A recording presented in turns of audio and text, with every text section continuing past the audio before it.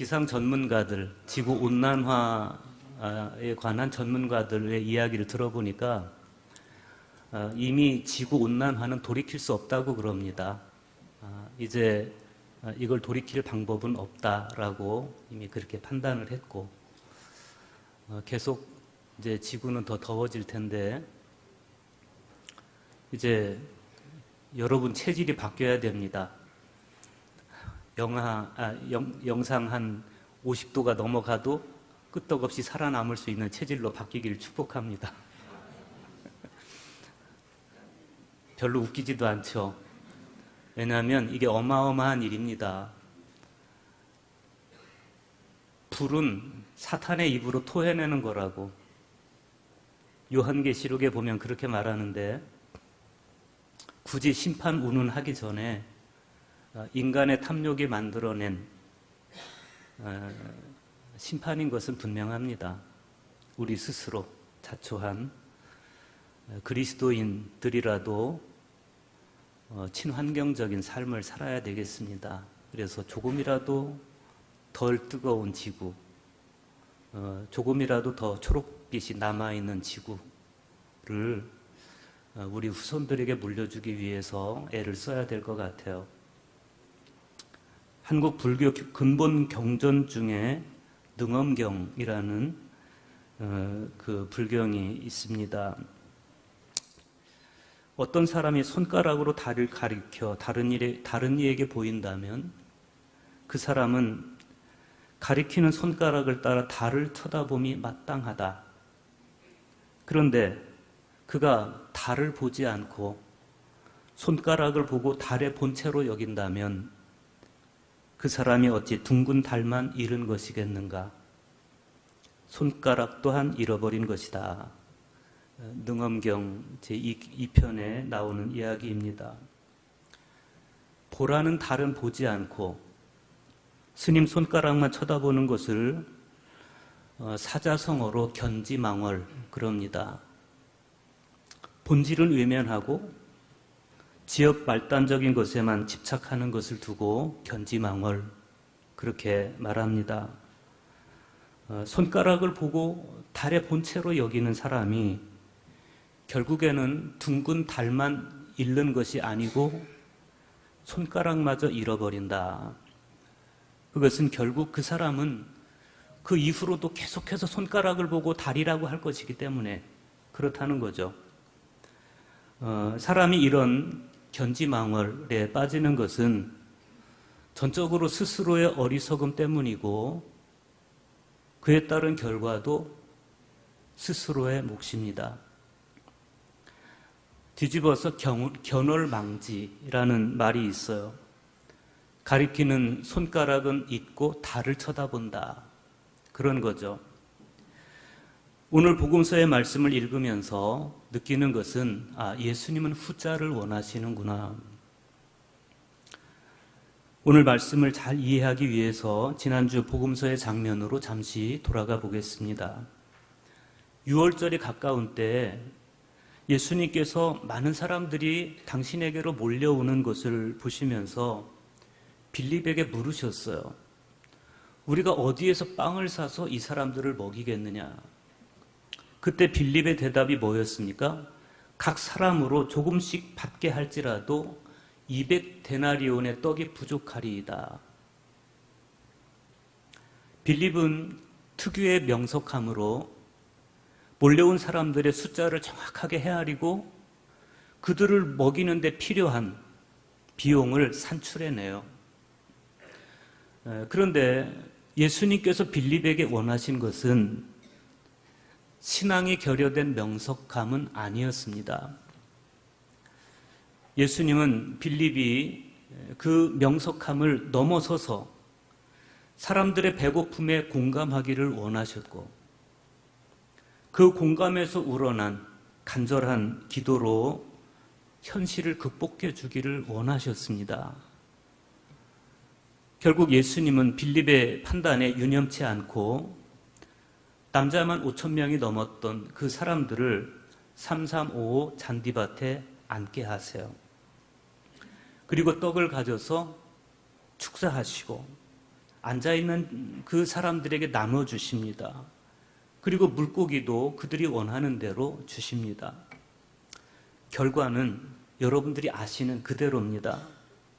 요한은 사람들이 배불리 먹었다 이렇게 증언하고, 심지어 먹고 남은 조각이 12바구니에 가득 찼다 이렇게 증언합니다.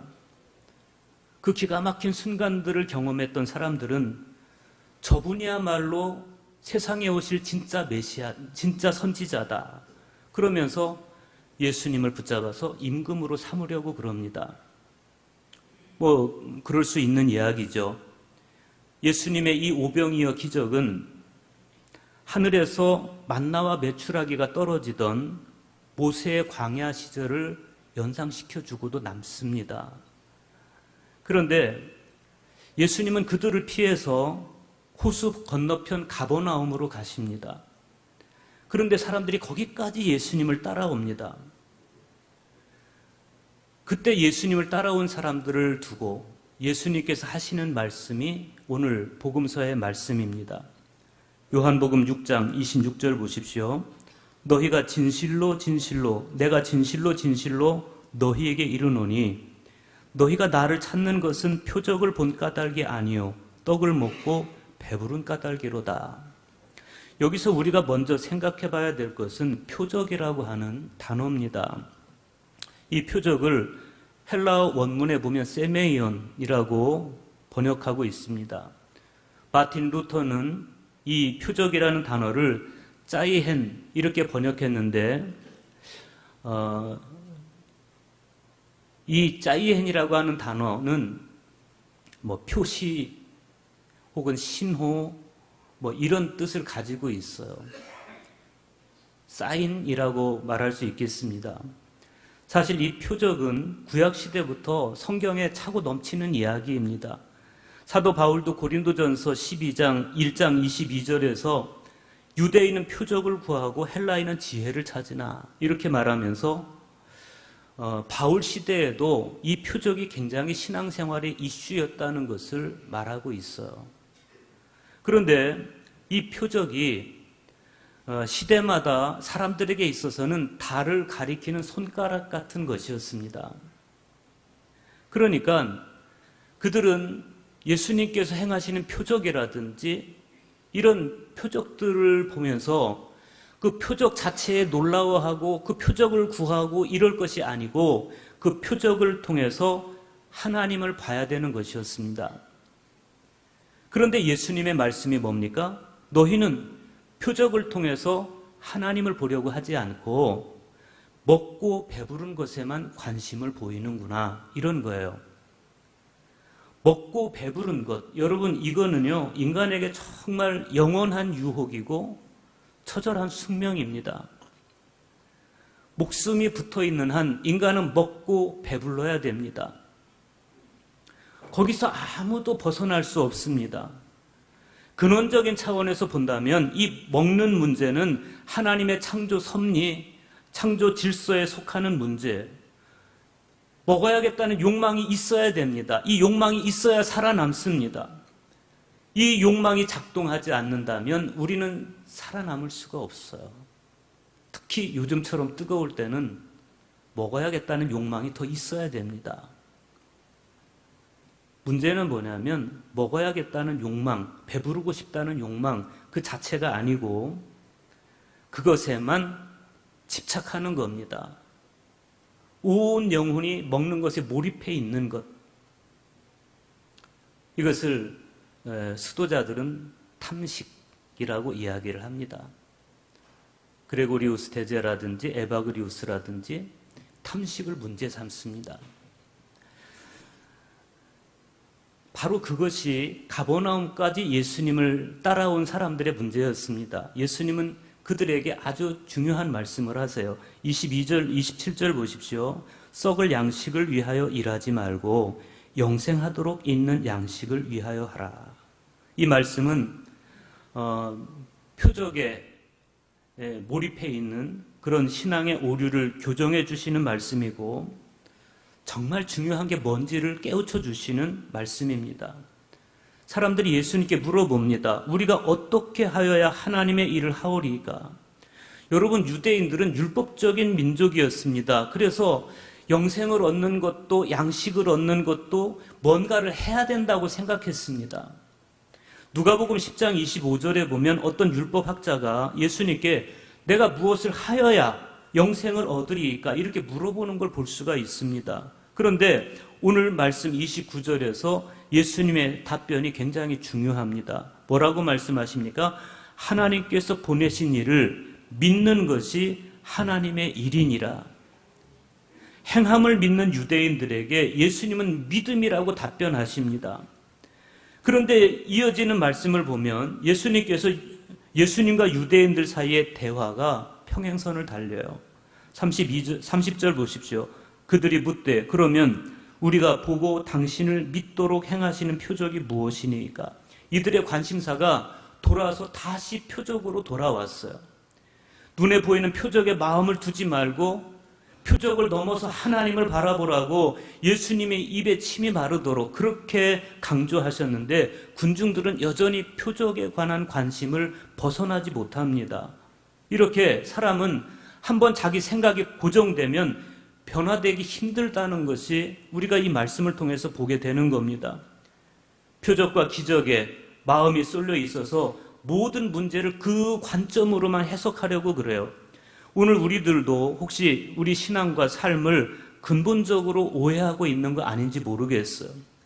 손가락에만 온통 마음이 쏠려서 정작 달은 보지 못하고 있는 우리의 신앙이 아닌지 모르겠습니다.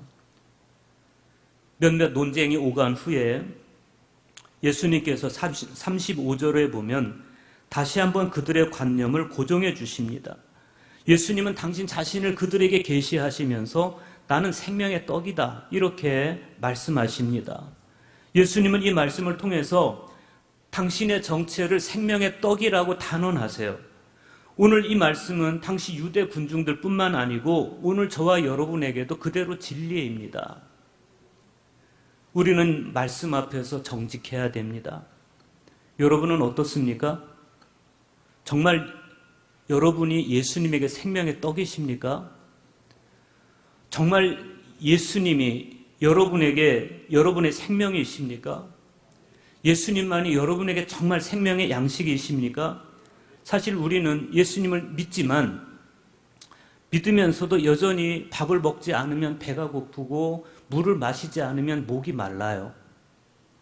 그러면 예수님께서 말씀하시는 생명은 우리가 떡으로 지탱하고 물로 지탱하려고 하는 그 생명과는 질적으로 다른 것이라는 걸 우리가 알 수가 있죠. 떡과 밥과 물로 지탱되는 생명과 예수님을 믿음으로써 얻는 생명은 질적으로 달라요. 뭐가 다르겠어요? 이 질문에 대한 직접적인 대답을 하기 전에 생명에 대한 성경의 대전제를 우리가 알아야 됩니다. 성경은 생명의 주인이 하나님이라고 말합니다. 하나님께서 내 생명을 창조하셨다는 이야기죠. 하나님께서 내 생명을 창조하셨다는 것은 나의 생명이 창조주이신 하나님의 손에 달려있다. 그런 말씀입니다. 내 생명이 하나님의 손에 달려있다. 이 말을 잘못 이해하면 내 존재가 너무 처량하게 느껴질 수도 있어요. 내 생명의 주인이 나여야 되는데 그래서 내가 내 생명에 대해서 주체적인 권한을 행사하면서 살아야 되는데 내 생명의 주인이 내가 아니고 하나님이라고 그러면 우리 존재가 너무 초라한 존재 아닌가 이런 생각이 들 수 있죠. 그렇지만 여러분 내 생명이 하나님의 손에 달려있다는 것은 내 생명을 초라하게 만드는 것이 아니고 오히려 든든하게 세우는 신학적인 대명제입니다. 내 생명이 내 손으로 처리될 수 있다면 우리 운명은 정말 오히려 더 초라한 인생이죠. 어쩌면 내 생명이 내 것이고 내 맘대로 할 수 있는 거라면 세상이 아귀다툼으로 변할지도 몰라요. 사람들은 질 좋은 생명을 확보하기 위해서 암투를 벌이거나 사람을 해치거나 그럴 수도 있죠. 힘없는 사람은 생명을 구할 수 없어서 혹은 자기 생명을 지킬 수 없어서 죽거나 자식들에게 무능한 부모가 될지도 모르죠. 정말 다행스럽게도 생명은 하나님의 것이다. 성경은 그렇게 선언합니다. 내 것이 아니라 하나님의 것이다. 하나님만이 하나님의 방식으로 우리 생명을 지켜주십니다. 아무도 예상하지 못한 사랑이라는 방법으로 하나님은 우리가 생명을 누리게 하십니다. 예수님이 하늘에서 내려온 영원한 생명이라는 말씀은 예수님을 통해서 우리의 생명이 풍성해진다. 그런 말씀입니다. 다시 말하면 예수님을 통해서 내 생명이 완성된다는 겁니다. 우리는 예수님을 믿음으로써 하나님을 통해서만 가능한 생명의 깊이로 들어가게 되는 것입니다. 신약성경의 핵심 주제가 바로 그것입니다. 그런데 이상한 일이죠. 우리가 그걸 모릅니까? 여러분이 몰라서 제가 지금 여러분에게 이 이야기를 하고 있는 거 아니에요. 여러분 다 알고 있어요. 알고 있는데 가슴으로 공감이 되지가 않아요. 왠지 실감이 나지가 않아요. 왜 그렇습니까? 분명히 성경을 통해서 알고는 있는데 그러나 왜 내 가슴은 이렇게 건조한 것일까? 여전히 내가 견지망을 손가락만 바라보고 있기 때문에 그런 것 아닐까? 유대인은 표적을 구하고 헬라인은 지혜를 찾듯이 여전히 우리는 행위에서 답을 찾고 교리에서 답을 찾고 그저 종교적인 관념에 머물러 있는 것 아닐까? 누구를 사랑해 보신 적 있으십니까? 여러분이 사랑에 빠질 때 상대방에 대한 데이터, 저 사람은 어디서 태어났고 어디서 자랐고 어느 학교를 나왔고 성격은 어떻고 혈액형은 O형, A형 그 데이터만 딱 받아들고 여러분 가슴에 사랑이 확 일어났습니까? 여러분의 연인에 대한 지식이 여러분으로 하여금 사랑에 빠지게 했습니까? 그렇지 않습니다. 사랑학을 공부해서 학위를 받으면 그 사람은 사랑에 성공할 수 있겠습니까? 그렇지 않습니다. 그러면 예수님을 공부해서 예수님에 대해서 머리로 다 이해하면 여러분은 예수님을 사랑하게 되겠습니까? 예수 생명이 여러분 안으로 들어오겠습니까? 왜 주님은 말씀으로만 우리에게 다가오시지 않고 말씀이 육신이 되어서 이 땅에 오셔서 당신의 살과 피를 우리에게 주신 것이겠습니까? 왜 주님은 그렇게 무모한, 그렇게 고통스러운 방법을 선택하셨겠습니까? 예수를 아는 지식만으로, 그 교리적 선언만으로 우리가 예수님을 사랑하게 되는 것이 아니기 때문에 그렇습니다. 사랑은 지식이 아니듯이 예수님이 생명이라는 사실은 지식이 아닙니다. 그것은 현실이고 주님은 당신의 살을 우리에게 주시고 피를 우리에게 주시면서 우리에게 고통스럽게 가르쳐 주셨습니다. 사랑은 살과 피가 합해지는 겁니다. 주님과 내가 살과 피로 섞이는 것 없이 그저 지식으로만 주님을 알려고 한다면 예수님은 예수님일 뿐이고 나는 나일 뿐입니다. 예수님의 생명은 그분 것이고 내 생명은 내 것일 뿐이죠.